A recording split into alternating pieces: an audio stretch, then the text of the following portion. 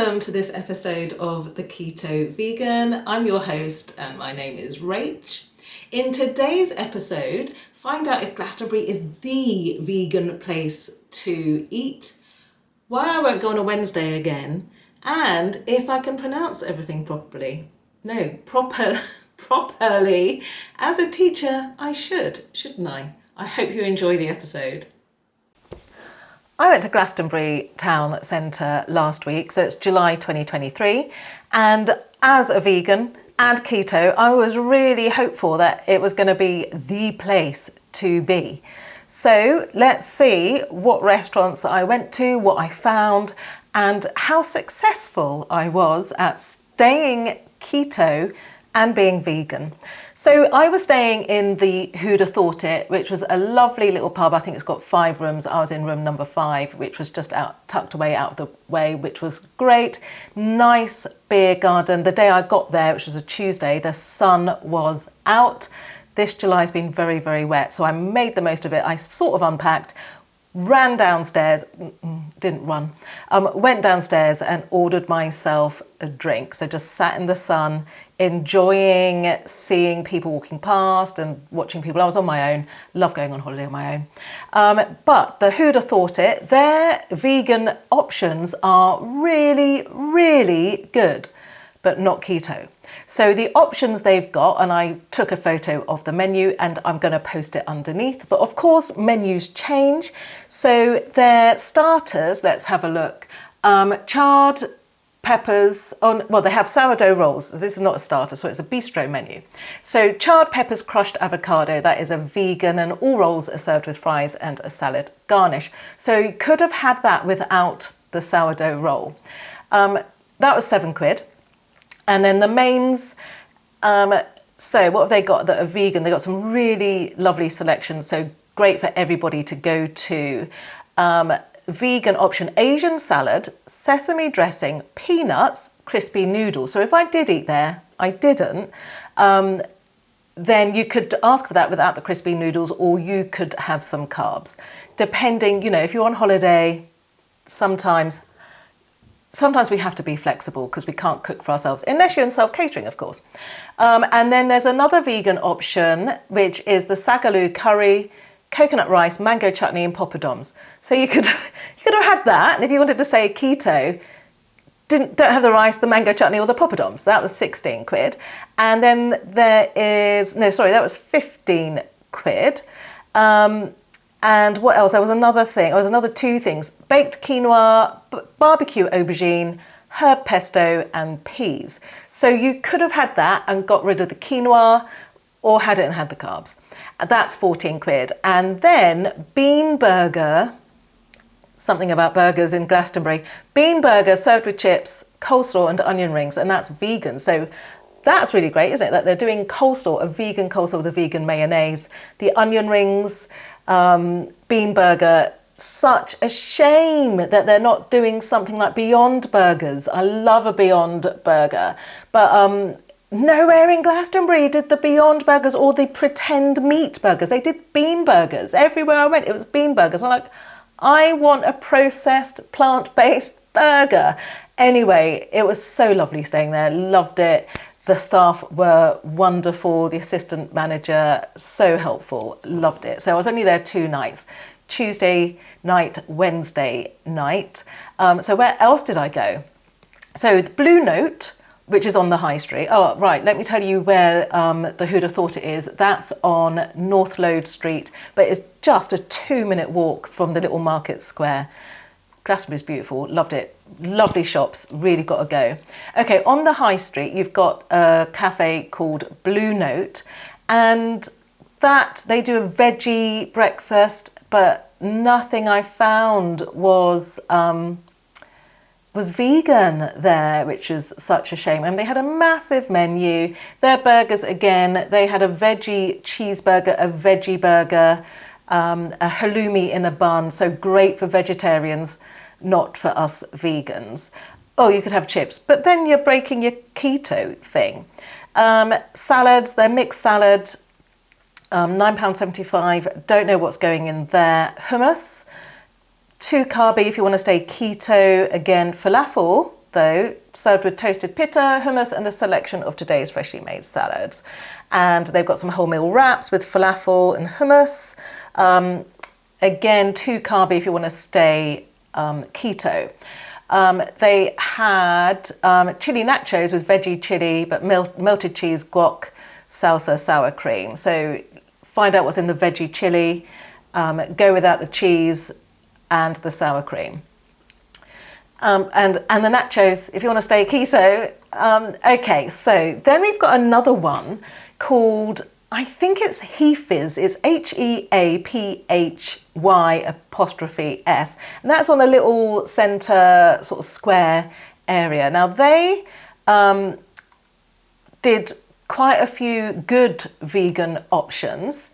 So let's see what the breakfast, I didn't eat breakfast there though, because I wanted something more cooked. The vegan sausage bap. So I wanted something, because I knew it was going to be tricky, because I couldn't find my vegan sausages or my vegan burger, I wanted things like mushrooms and tomatoes, that kind of thing, and maybe scrambled tofu, and a vegan sausage. Tricky. So when I looked at this menu, I decided not to go here. Their vegan sausage bap was Future Farm sausages in a Hobbs House bakery bap and Stoke sauces. So that was just a sausage option. No fried mushrooms or tomatoes with that. They do sourdough toast. They do avocado on toast. So what I could have done, if I'd gone the next day and I tried, but their chef was sick, so they were only serving pastries and coffees, I could have done the avocado on toast, but without the toast, and the Future Farm sausage. So I could have done that. So what they say with their avocado on toast, I'm just looking at the menu here, is it's topped with the sourdough, it's topped with smashed avocado with lime, chili and black pepper. And that sounds really nice. That's my kind of thing. But if I'd gone there for lunch, then I might have broken my keto a little bit, but they do Buddha bowls. And all these are served with hummus, lightly pickled red cabbage, tomato, cucumber and pomegranate salad, spicy Moroccan carrot salad. So again, pomegranates are not keto, carrot is not keto. Quinoa salad with sun-blushed tomatoes, piquillo peppers, parsley and lemon zest. And then choose one from falafels, teriyaki-style tofu or grilled halloumi. So they had a really great choice of vegan food, not keto. And then they've got some ciabattas, Abu Noor falafels, roasted red pepper, smashed avocado with lime and chili is the vegan option. So that was Heaphy's, I think was the name. And then there's Mocha Berry. No vegan options there at all. That is where I went for breakfast, because they were able to do lots of double portion of fried mushrooms, double portion of fried tomatoes, and I risked having the vegan sausage, the veggie sausage, thinking it was going to be fake sausage, and it wasn't. It was like mashed potato with vegetables in it and lots of herbs and herbs in there. It tasted okay, definitely not keto, and they didn't have any plant-based milk options, so maybe that sausage wasn't vegan, but I'm hoping. Tried the Crown, which is a hotel again at the bottom of the high street, and they do lots of different breakfasts. $11.95 for their breakfast. They had scrambled tofu, that's a yes. Hash brown, no. Sweet corn fritters, no. Roasted cherry tomatoes, yes. Portobello mushroom, yes. Kale, yes. Baked beans, no. Sourdough toast, no. They had loads of carby options for breakfast and loads of veggie options for breakfast as well. So you could do that vegan option. It's 12 quid though, and you're having to say no to about half of what would be on your plate. Now, when I arrived and said I was vegan, everybody recommended the Rainbow's End Cafe. They said it's a vegan cafe, really good reputation, everybody knows about it. And so on Tuesday afternoon, when I got there, I thought I'll go and have a look, see if I can go there for eating tomorrow. They didn't have a sort of out menu that I could look at, but it was really busy, very popular. And their website, and I've had a look at that, is rainbowsendglastonbury.com. So I thought I'd go on Wednesday, the day that I'm there for the whole day, because I was leaving Thursday morning to go and see some friends down in Plymouth. More about eating it out in Plymouth in another podcast. So I went on the Wednesday and I thought, well, it's gone 11 o'clock. They don't open till 11. Because when I went in there on the Tuesday, I said, what time do you open in the mornings? Because I thought, where can I go for breakfast? They said, not until 11 o'clock. I thought, okay, I'll have to find somewhere else for breakfast, but I'd really like to try this place. So I was wandering up and down the high street on Wednesday, and it's 11:30. Why aren't they open yet? So I take a look at their opening times. They don't open on a Wednesday. So I didn't even get a chance to try the vegan cafe. How frustrating was that? And I'd left by 11 a.m. on the Thursday. So that was really disappointing. But have a look at their website. It looks as if you can adapt quite a few things from their menu. That seemed like the best option.